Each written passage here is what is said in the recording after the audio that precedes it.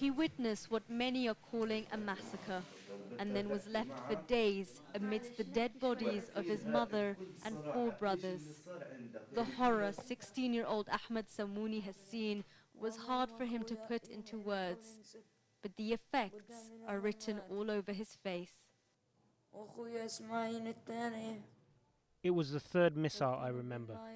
The other ones had killed my elder brother and injured people. They kept bleeding. But the 3rd missile, that killed them all. My brother was bleeding so much, and right in front of my eyes, he died. My other brother, Ismail, he also bled to death. And my mother and my youngest brother, they are gone. 4 brothers and my mother, dead. May God give them peace.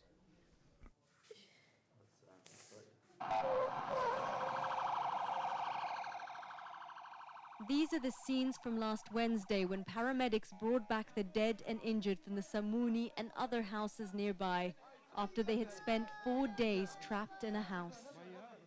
According to their accounts, partly corroborated with the Red Cross and the United Nations, Israeli soldiers raided their homes and then huddled the extended family together into one house. They then shelled and dropped missiles on and around the house. 30 members of the Samouni family were killed. We tracked down the ambulance driver who rescued Ahmed. The Red Cross were denied access by the Israeli army to the area for 4 days.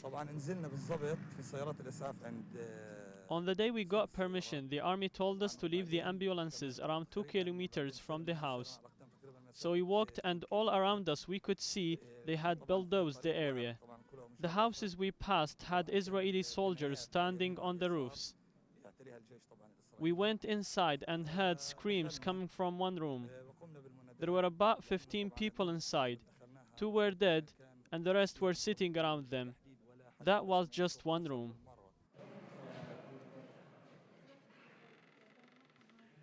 Muhammad took us to see Ahmed's cousins, who he also rescued that day from the Samouni house. 6-year-old Abdullah was trapped inside the same house as Ahmed, surrounded by his dead cousins and uncles. Terrified and distraught, he could hardly speak to us. There was no food or water, he told me. We only had tomatoes. What happened to your family? I asked. They were in front of me, dead, and I was just looking at them, he said. Abdullah's father, Wa'il, escaped on the first day of the Israeli raid. For 4 days, he thought his son was dead.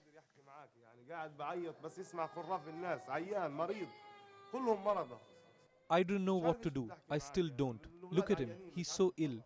They're all terrified. He cries all the time.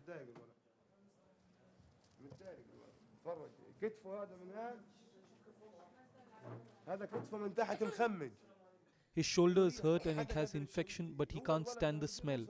He cries when he looks and smells his wounds.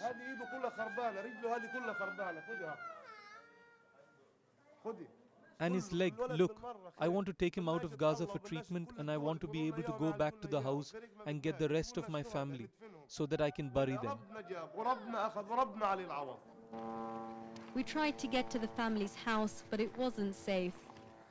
Okay, so this is really the closest we can get to the Samouni house. It's about 1 kilometer that way in an area called Zaytoun, but it's really not safe to go there. In fact, paramedics, journalists and humanitarians can't get to that area without special permission from the Israeli army.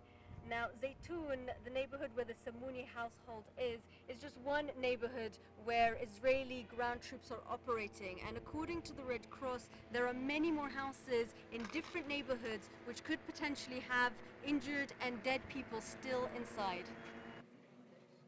Ra'id also took part in the rescue effort last Wednesday. He says he could smell dead bodies and blood in the area. We saw people lying dead on the streets, more than 9 along the way before we got to the houses. We only went into 5 homes. There are other homes in the area, and I'm sure there are more dead in these houses. But the Israeli army stopped us from going any further.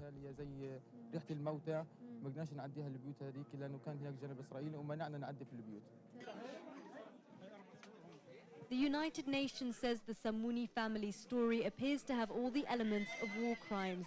The Israeli army told Al Jazeera they have no documentation of this event.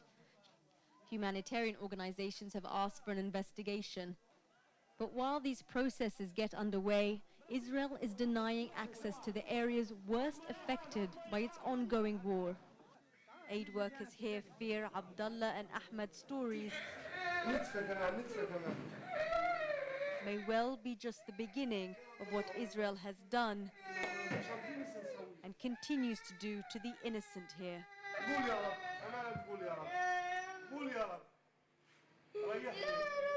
Sherine Tadros, Al Jazeera, Gaza.